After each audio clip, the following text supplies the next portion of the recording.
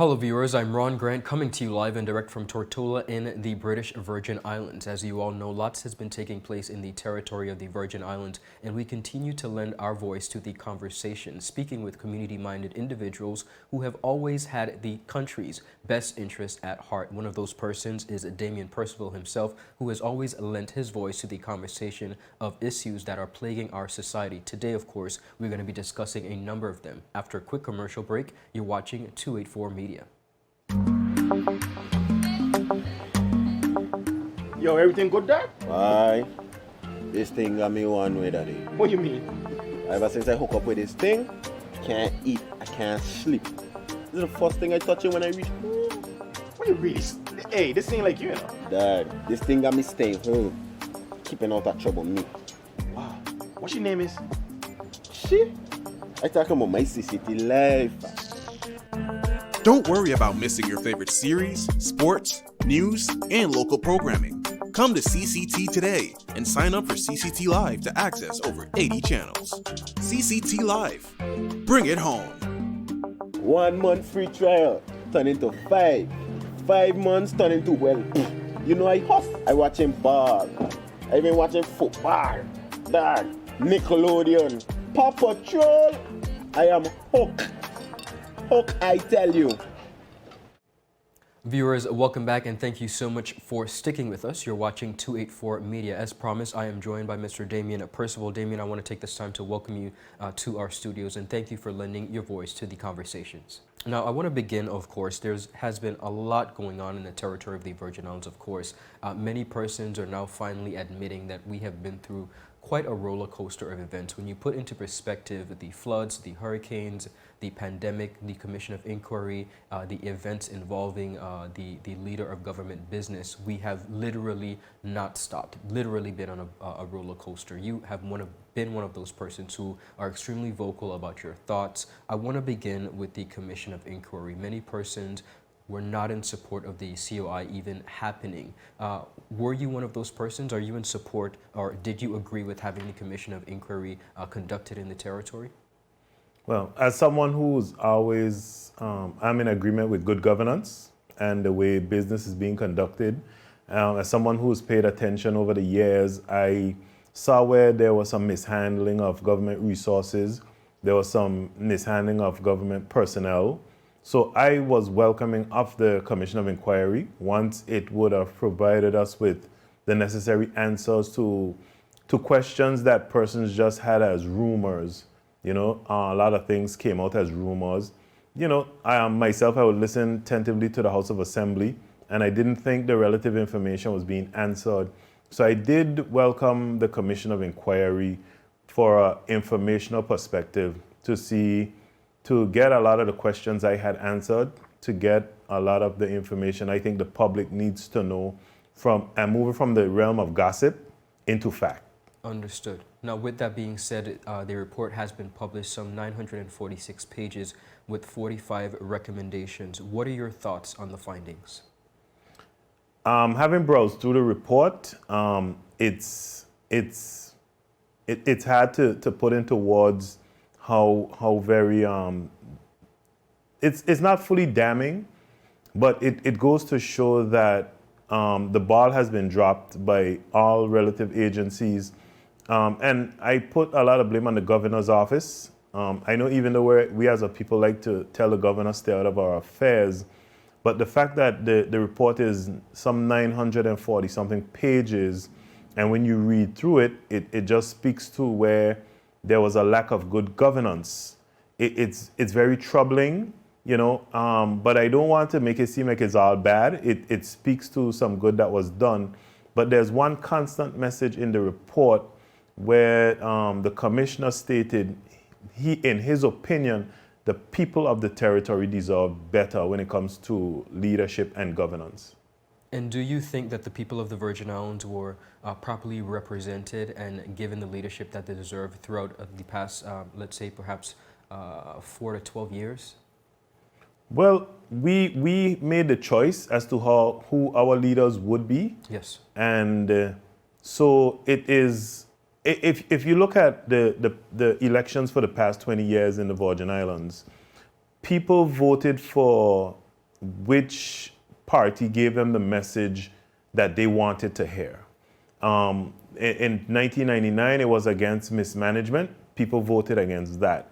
It was for better accountability and better transparency. People voted for that.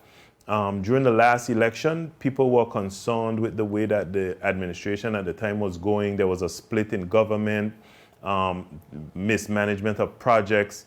So Parsons voted for a change from that. So we as a people have always wanted what's in the best interest for the territory.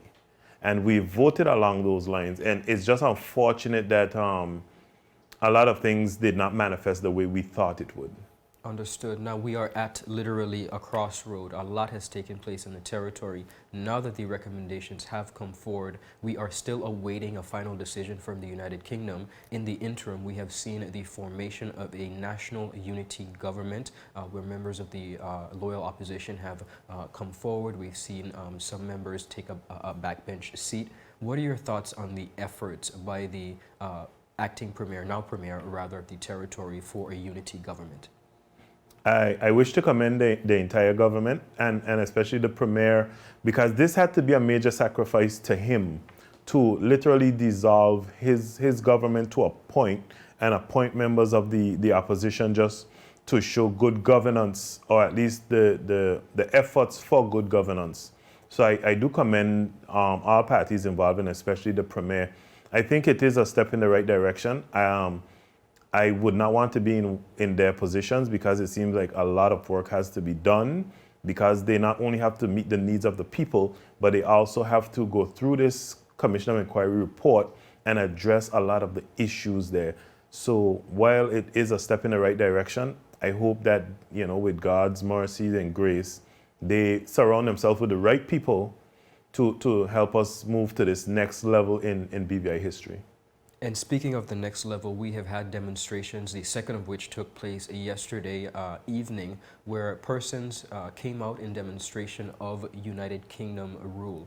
What are your thoughts on whether or not the UK should suspend our constitution?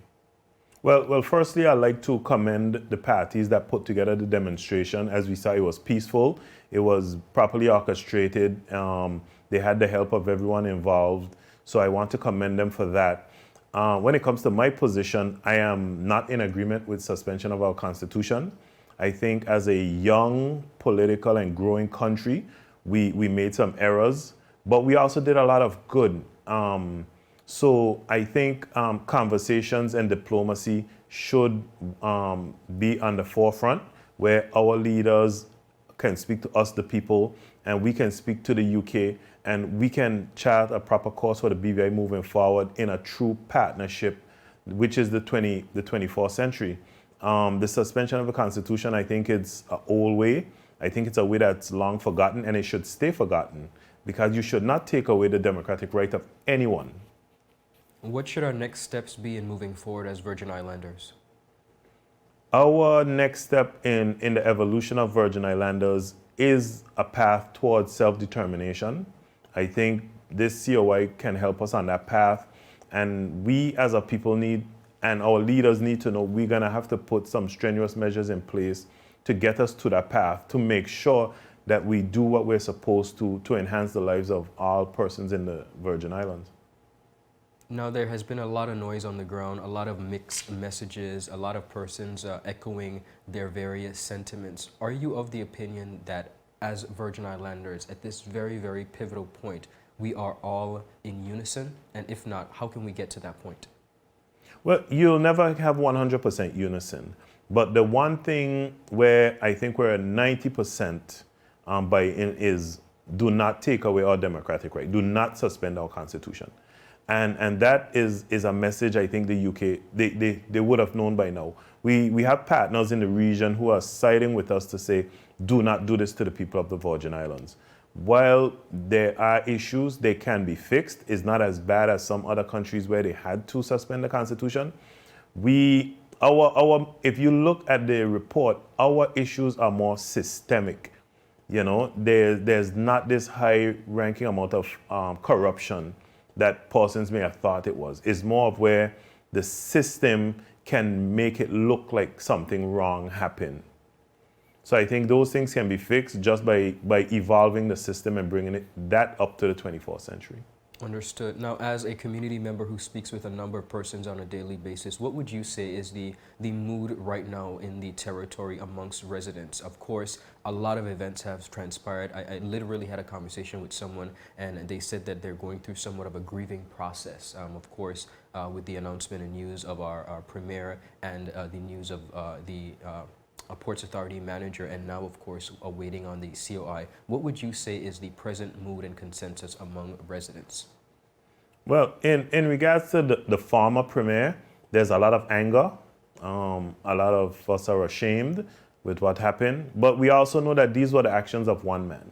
These are not the sentiments and the way that the entire BVI population thinks.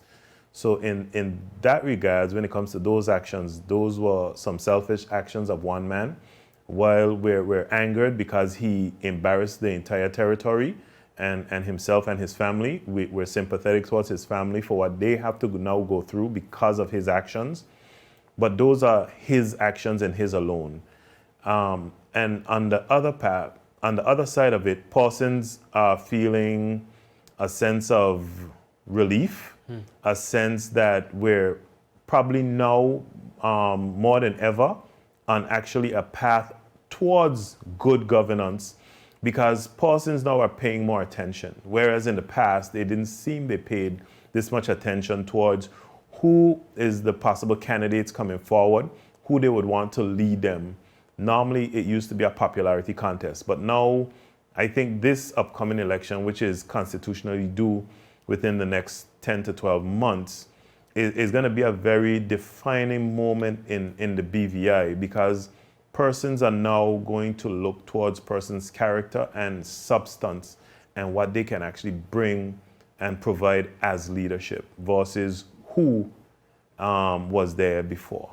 Understood. Dameon, I want to thank you so much for your time and again lending to the conversation. It is important that we continue to speak to persons throughout the community to really rally support for Virgin Islanders. It is an uncomfortable time. It's a tough time, definitely at a crossroads. But like you mentioned, a lot of persons are now paying more attention. And I think holistically, when we look at the events that have taken place in the Virgin Islands, that is exactly what I too would say has come out of it. More persons of every age group are paying attention. As citizens, I don't believe that we will continue to be enablers as to seeing situations that may not be in our best interest and no longer speaking up about it. So I want to thank you for your time, and I do hope that we can continue this conversation sometime.